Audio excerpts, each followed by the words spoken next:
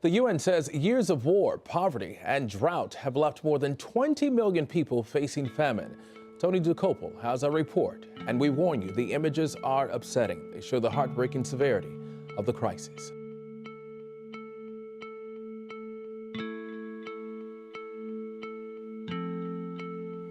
In search of relief, the hungry walk for miles.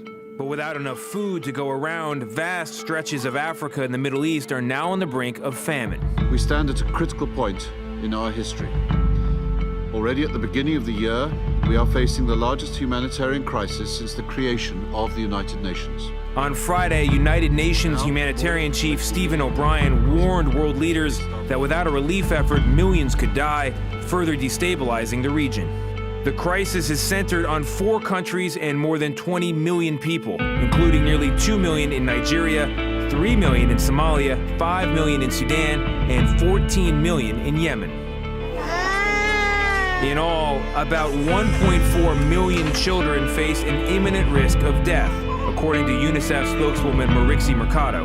Children are dying because of man-made, conflict-affected disasters. In 2017, that's For the first time since the implementation of the post-World War II world order, it seems that 4 countries are simultaneously on the brink of famine.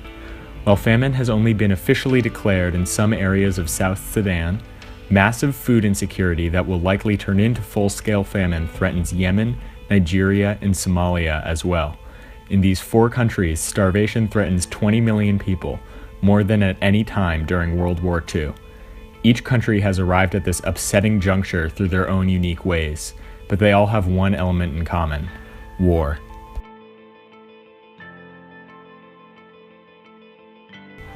In the mid-19th century, Yemen was divided between the British in the north and the Ottomans in the south. In 1967, South Yemen became the Arab world's first and only communist state. The country remained divided until 1990, when it was unified under the presidency of Ali Abdullah Saleh, former president of North Yemen, and the vice presidency of Ali Salem al-Beid, former leader of the South Yemeni Socialist Party. Despite unification, the country experienced years of conflict, instability, and economic catastrophe. As a result, it was the poorest country in the Middle East for years. That being said, the majority of the fighting was confined to the northern province of Sada until 2011. Additionally, the firm presidency of Saleh, though autocratic and corrupt, kept the country somewhat stable. But in 2011, that changed. An uprising against Saleh began as part of a wider movement of the Arab Spring, and Saleh responded by handing his power over to his deputy, Abd Rabba Mansour Hadi.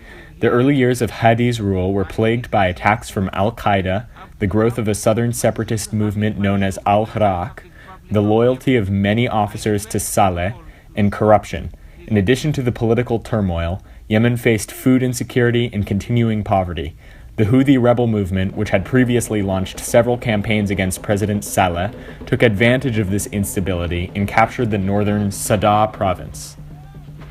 The Houthi rebels, also known as the Partisans of God, began in the 1990s as a peaceful and theological movement aligned with the Zaidi sect of Shiite Islam. In 2004, they first became violent, citing a need for self-defense in a clash with Saleh's government. They took an active role in the 2011 overthrow of Saleh and initially rebelled against Hadi due to their discontent with the 2013 to 2014 National Dialogue Conference, which would have tied the Houthi-run Sada province to the capital. In 2014, under pressure from the International Monetary Fund, President Hadi chose to end subsidies for the fuel industry.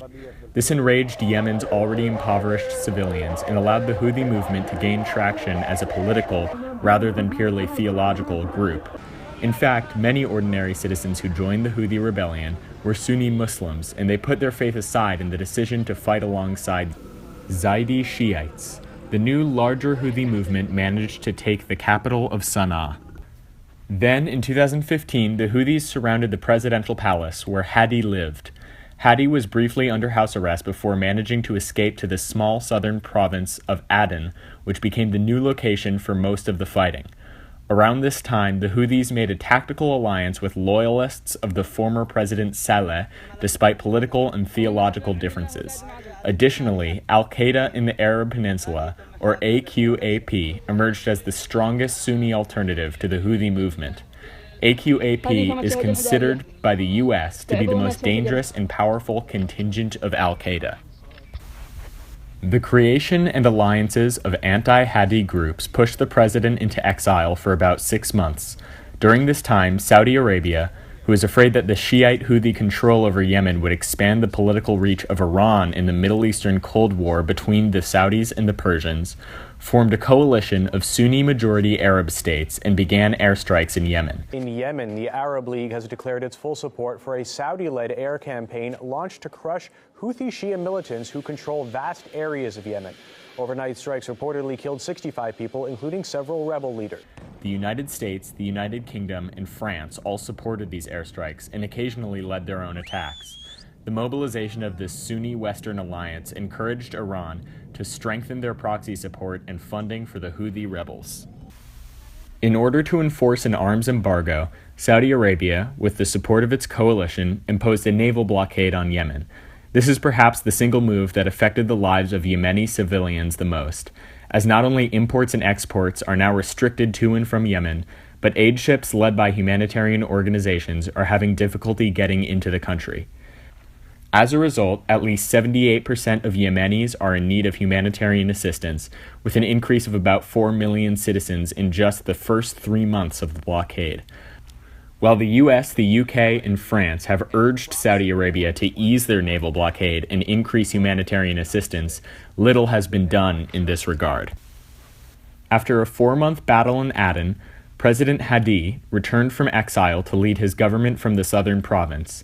And yet, despite both coalition air support and the Saudi-led naval blockade, pro-government forces have been unable to push upward. The war at this point is at somewhat of a stalemate, with both sides having difficulty in their attempts to move forward. In addition to the killing of 2,800 civilians, mostly by the hands of the Saudi coalition, including the US, about 17.4 million people in Yemen are food insecure, and 7.4 million severely so. 3.3 million children, pregnant women, and breastfeeding women are acutely malnourished. This includes 462,000 children under the age of 5. 4 out of 5 Yemenis are now in need of humanitarian assistance, including over 2 million children. Additionally, only 45% of health facilities are fully functioning, and many analysts have stated that the health system of the country is almost obliterated. This comes simultaneously with a cholera outbreak, increasing the need for health care. Dehydration, nausea and vomiting, all symptoms of cholera, all being shown by patients in hospitals in Sana'a. And new cases continue to arrive. In the last few days, we received more than 200 cases of cholera in the Jamhuri hospital in Sana'a. We still have 45 cases here, but 2 patients died because they were in bad condition and they came here too late. Finally, food and gas shortages have increased the price of those products by up to 6 times in a country where before the war, over 50% of the population was stuck in poverty. The 2 largest contributors to this humanitarian catastrophe of epic proportions, which is on the brink of becoming a famine, are coalition airstrikes and the naval blockade. But there is one undeniable undercurrent, and that is war.